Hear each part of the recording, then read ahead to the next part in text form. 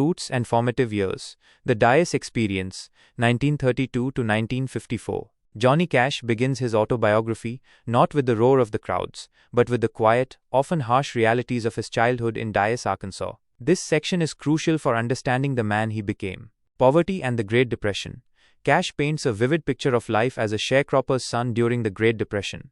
He describes the unyielding work of picking cotton, the constant struggle to make ends meet, and the simple pleasures that punctuated a life of toil. This upbringing instilled in him a deep understanding of hardship and a lifelong empathy for the working class and the poor, themes that would become central to his man in black persona and his music. Family dynamics and the loss of Jack.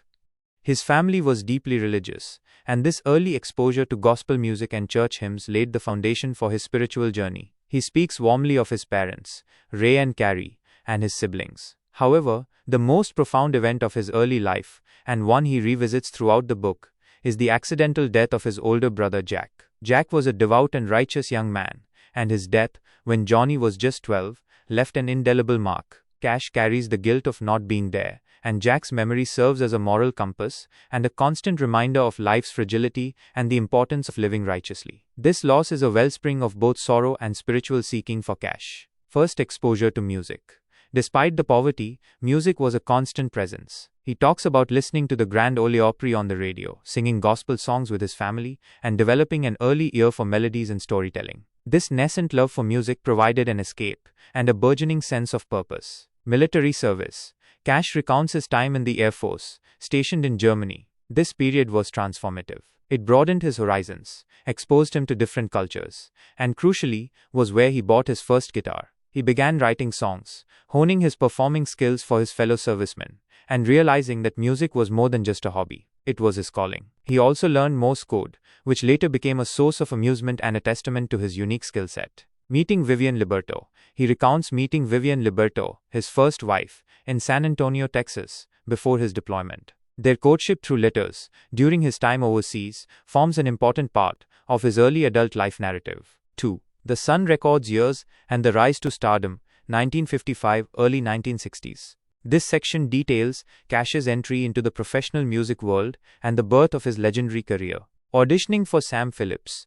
Cash vividly describes his move to Memphis with Vivian and his attempts to get an audition with Sam Phillips at Sun Records. Initially, Phillips wasn't impressed by his gospel material, urging him to return with something more marketable.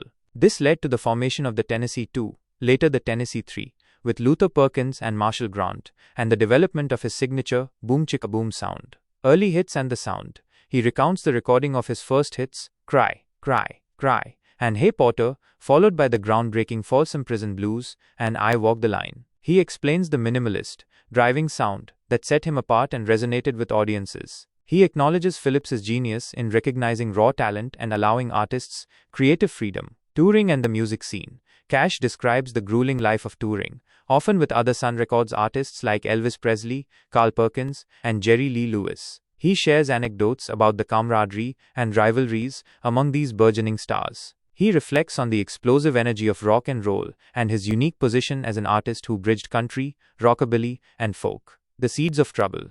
While this was a period of professional ascent, Cash is honest about the early signs of his struggles with amphetamines. The demands of touring, the pressure to perform, and the constant travel led him to rely on pep pills to stay awake and energized. He describes the insidious nature of the addiction, how it started as a crutch and quickly spiraled out of control, beginning to strain his personal life. 3. The Dark Years. Addiction and Despair, mid-1960s. This is arguably the most poignant and difficult section of the autobiography, where Cash lays bare his personal hell. The grip of addiction. Cash spares no detail in describing his deepening dependence on amphetamines. He talks about the paranoia, the mood swings, the irrational behavior, and the physical deterioration. He recounts instances of hallucinating, losing control, and making terrible decisions that damaged his relationships and career. This period is marked by missed shows, erratic performances, and a profound sense of self-loathing. Strained relationships. His addiction took a severe toll on his marriage to Vivian. He admits to his shortcomings as a husband and father during this time, acknowledging the pain he inflicted on his family. He speaks of the growing estrangement and the eventual breakdown of their marriage. The June Carter connection. Amidst the chaos, June Carter emerges as a beacon of light. Cash details their early interactions, both professional and personal. He describes her steadfastness, her humor, and her non-judgmental acceptance of him. even at his lowest. He acknowledges that she, along with her family, consistently tried to help him, often intervening when others had given up. The Man in Black persona and prison concerts. Despite his personal struggles, his artistic output remained compelling. He solidified his Man in Black image, becoming a voice for the marginalized. He recounts his growing commitment to performing for prisoners, seeing them as fellow struggling souls rather than just criminals. He reflects on the deep connection he felt with inmates, and how these concerts, particularly at Folsom and San Quentin, were not just performances, but acts of shared humanity and empathy. He saw himself in them, and they saw a piece of themselves in him. The Nickajack Cave Incident. This is a chilling and pivotal moment in the book. Cash describes reaching his absolute nadir, contemplating suicide in Nickajack Cave.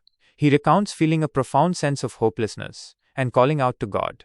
He describes a spiritual intervention, a feeling of being lifted, and the beginning of his turn towards redemption. This experience solidified his faith and his resolve to break free from addiction. IV. Redemption, Faith and Renewal, late 1960s to 1970s. This section charts Cash's arduous but ultimately successful path to recovery and spiritual rebirth. June Carter's role in recovery. Cash attributes much of his recovery to June Carter's unwavering love and support. He describes her tough love, her spiritual guidance, and her relentless efforts to help him get clean. He details the arduous process of withdrawal and the long road to sobriety, emphasizing that it was not a one-time event but a continuous commitment. Marriage to June and family life. Their marriage in 1968 is presented as a turning point, a symbol of his new life. He speaks with immense love and gratitude for June, highlighting her influence on his spiritual growth and his overall well-being. He also touches on building a new family life with June and his children. Deepening faith and ministry. Cash's Christian faith becomes an even more central theme. He discusses his personal relationship with God, the importance of prayer, and his study of the Bible. He explores how his faith informed his music, his message, and his approach to life. He often performed in churches and became an outspoken advocate for spiritual values, though he always maintained that his faith was personal and not to be imposed on others. The Johnny Cash Show. He discusses the success of The Johnny Cash Show on ABC, which further cemented his status as an icon. He talks about the show's diverse musical guests, from Bob Dylan to Louis Armstrong, and his pride in bringing different genres and artists to a wide audience. This period showcased his renewed professionalism and broad appeal.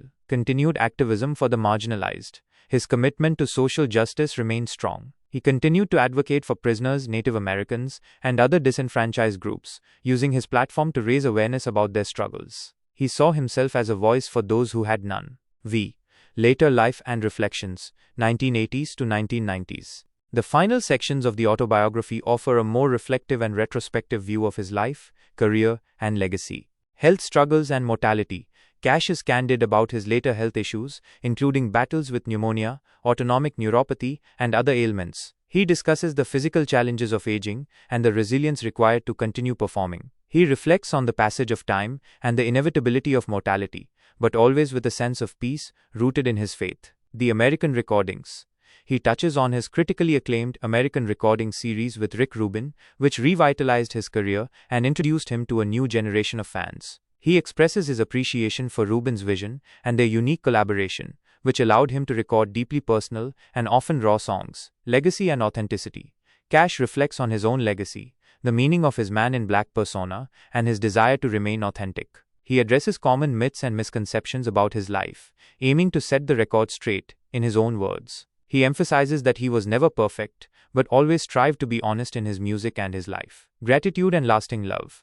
Throughout these later reflections, his profound gratitude for June Carter Cash is palpable. He often returns to her as the anchor of his life, the constant source of love, inspiration, and strength. He also expresses deep appreciation for his fans, his family, and the opportunities he was given. The enduring message. He reaffirms his core message: empathy for the downtrodden, the power of redemption, and the enduring strength of faith. He leaves the reader with a sense of a life lived fully, with all its triumphs and tribulations, but ultimately guided by a moral compass and an unwavering spirit.